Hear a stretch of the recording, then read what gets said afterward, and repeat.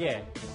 이제 대선 시계가 정말 빨라질 것 같습니다. 윤석열 전 총장이 다음 주 화요일, 그러니까 29일에 대선 출마를 공식 선언하는데요.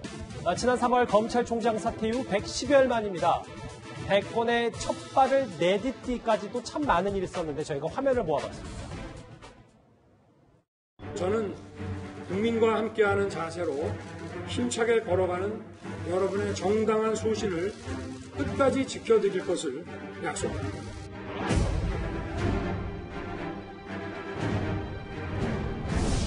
저는 오늘 총장을 사직하려고 합니다. 검찰에서의 제 역할은 지금 이제까지입니다.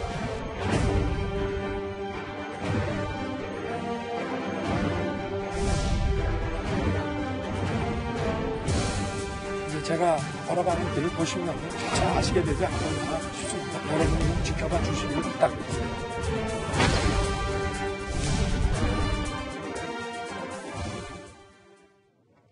예. 이현정 의원님. 네. 29일 오후 1시 다음 주 화요일인데 출사표는 6월 말 7월 초니까 어느 정도 예상이 됐다 하더라도 6월 29일을 택한 이유 여러 가지가 있는 것 같습니다.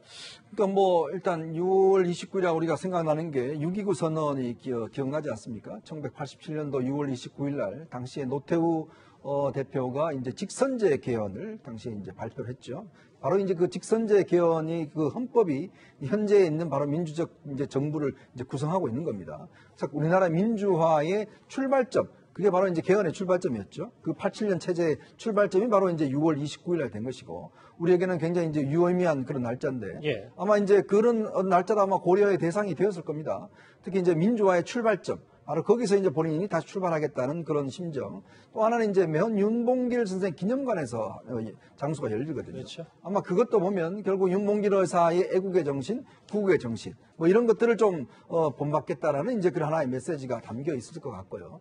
이제 그러면서 보면 저는 윤 전 총장이 이제 이날을 기점으로 해서 지금까지는 사실은 이제 검사 윤석열이었다고 이야기를 한다면 지금부터는 정치인 윤석열, 대권 후보 윤석열로 이제 뭔가 신분 질적 전환이 되는 날입니다. 이제 그렇기 때문에 많은 면에서 이제 달라질 겁니다. 즉 그렇게 되면 이제는 모든 문제에서 본인이 답을 해야 될 겁니다. 즉 본인의 정치 철학이나 국가에 대한 비전이라든지 이런 것들에 대해서 본인이 직접 국민들에게 이야기를 해야 될 것이고요. 또 그것에 대한 책임도 져야 될 겁니다. 그러니까 옛날에 검사로서 그냥 법률적인 문제만 이야기하던 상황에서는 천지 차이가 날 겁니다. 예. 그리고 또 많은 공격을 받을 겁니다. 근데 그 많은 공격들을 어떤 식으로 본인이 극복하느냐가 또 하나의 리더십이 될 거예요. 그리고 또 어떻게 사람들을 꾸려낼 것인가. 옛날에 그냥 있는 검사들만 하면 됐지만 지금은 새로운 사람들과 함께 해야 되는 거거든요. 그렇다면 이 리더십을 어떻게 보여줄 것인지. 정말 어떤 면에서 보면 이제 대권 후보 1위를 달리고 있는 윤 전 총장이 이제 심판대 위에 서는 날이 바로 6월 29일이다. 이렇게 생각이 듭니다. 민주당에서도 윤 전 총장 등판 꽤 기다리셨을 것 같은데 6월 29일 그리고 윤봉길 기념관에서 어떻게 해석하십니까? 6월 29일 날 왜 했을까? 왜 거길 갔을까? 여기에 대한 해석이 있는 건데 우리가 87년 체제라고 했을 경우에 권위주의 정부에 대해서 민주주의, 절차적 민주주의를 확보하기 위한 싸움 아니겠습니까? 예. 그래서 6월 10일 항쟁이 있고 거기에 대한 국가 권력이 국민의 항거에 굴복해서 6.29 선언을 한 거거든요. 예. 6.29 선언의 의미라고 하는 것은 그동안의 우리나라의 민주주의가 자유권적 기본권, 자유와 인권에 대한 확보에 대한 싸움으로서 60항쟁이 있었는데 6.29는 거기에 대한 굴복이란 말이죠. 그러면 검찰이라고 하는 그 검찰총장이 과거에 국가 권력의 자의적 폭력의 행사에 대한 부분에 대해서 오늘날 많은 국민들이 검찰개혁을 외치고 있거든요. 국민의 자유와 권리를 확보하고 자의적 권력의 행사를 하지 않아야 된다라는 차원에서 우리 검찰개혁을 하고 있는데 과연 윤석열 전 총장이 6.29의 선언의 의미를 알고 있는 것인지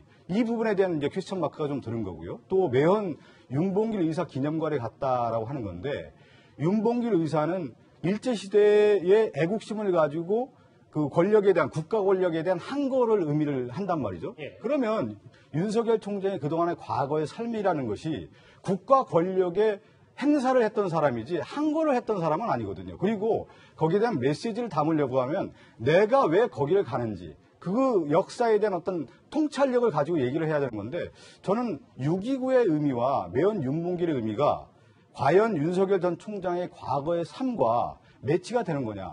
메시지를 담아야 되는데 국민들 입장에서 유권자들 입장에서는 왜 거기를 가는지 아마 의문표를 많이 던질 것 같습니다. 박 의원님, 윤 전 총장이 직접 아직 마이크도 안 잡으셨는데 너무 세게 비판하시는 거예요. 아니 그건 왜 그러냐면 6.29의 의미를 담고 윤봉길 의사 기념관에 갔다고 하면 삶의 궤적과 관통하는 것이 있어야 되는 거거든요. 아하. 그러면 이분이 그동안에 윤봉길 의사를 얘기를 해왔는지, 윤봉길 의사의 철학을 얘기했는지, 그 삶을 공부해왔는지, 이거에 대한 것들이 다 나와야 되는 건데, 과거에 그러면 검찰총장한테 윤봉길 의사를 얘기했는지도 저는 궁금해요, 사실은요.